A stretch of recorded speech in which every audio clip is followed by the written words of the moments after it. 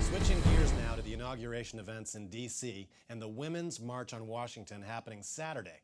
I'm joined by Laura Schwartz, political analyst and commentator, former White House director of events during Bill Clinton's presidency. What do you expect Donald Trump is going to say?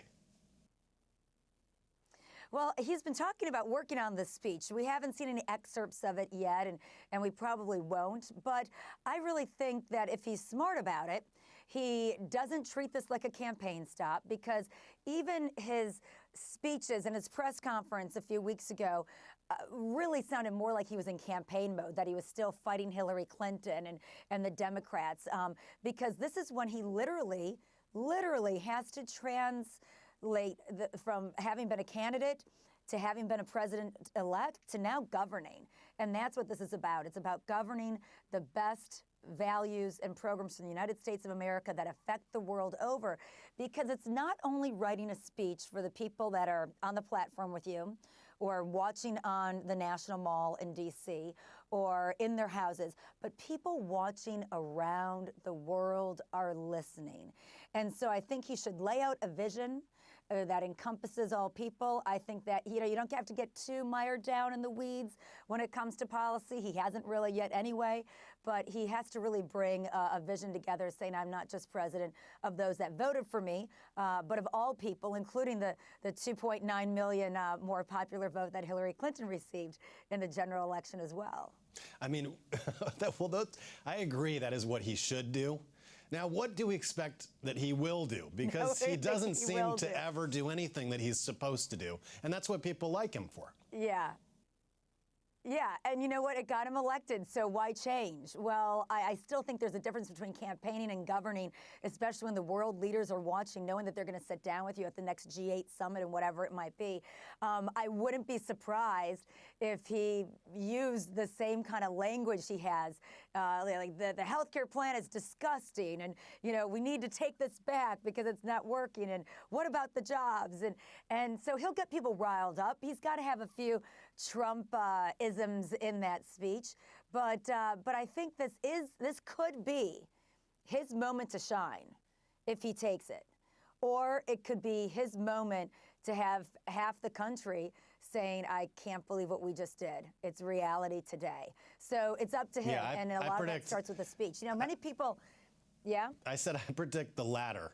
I don't have high expectations of this speech. What do you think about the boycotts? How many people are how many Democratic congresspersons are boycotting the inauguration? And have you ever heard of that happening in the history of inaugurations? Not to this level, and the number keeps going up every day. It started at 3, 4, 26. Who knows what it's actually going to be tomorrow? And just looking at the registered permits for people attending the inauguration. So if you're coming by bus, you need to get a permit. And the District of Washington, or Columbia, has issued 3 times more permits for buses that are going to be here for the Women's March on Washington the next day than the actual inauguration itself. So I think that tells you a little bit of something, that it's not just going to be the boycott up on the stage by members of Congress at the Capitol platform, but to see maybe the size, the number of people, how vocal they are, how messaged they are from the inauguration to the day after. I think it's going to be a tough curtain for Trump to break through on Saturday. It seems that the media coverage might be a little bit different as well. Normally, we're used to mainstream media outlets don't do the greatest coverage of the protests that are happening against whatever establishment administration is doing. But I feel like times have changed a little bit.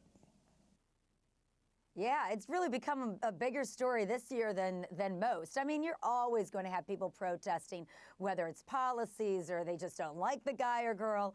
But this is different. This has been sort of like a call to action that rose up from the grassroots. The same grassroots that Obama spoke about in his farewell speech is how this Women's March on Washington got started. Not just that's going to be physically here in Washington, D.C., but there's satellite sister marches all around the country, and I hear that they're even popping up around the world. So that makes it a story. And you know what? To those organizers, my hat's off, because from what I hear from back channels is that it's going to be produced very well. It's going to be very respectful, but very poignant in the message that they want to send, not just to Donald Trump, but to the members of Congress, of which the Republicans hold the majority in both houses, when it comes to equal pay for women, when it comes to equal rights, when it comes to health care, and so on and so forth. Those are going to be the big things that will be substantive, not just loud, about that Women's March on Saturday. So let's talk about the Women's March a little bit more. What is the platform? Is there a specific platform? Who are the organizers? How many people do we expect to show up? You know, they're looking at right now, I think they've got nearly 300,000 people registered. Their original permit was for 200,000. So we'll see, you know, where that goes. The National Park Service and all of the security personnel in Washington, D.C. that come from around the country for this event will be in place, will be ready for it, though they don't expect it to be anything but peaceful.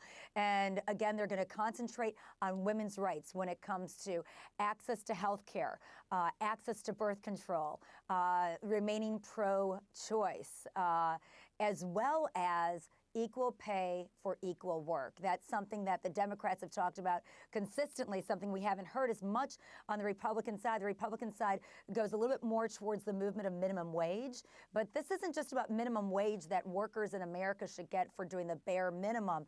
This is about paying women as much as we pay men for the same job with the same education in the workplace. So I think you'll hear a lot about equal pay and equal health care. Now, I read something the other day that the platform also included some other human rights and civil rights platform points, for example, Black Lives Matter. Had you heard that as well?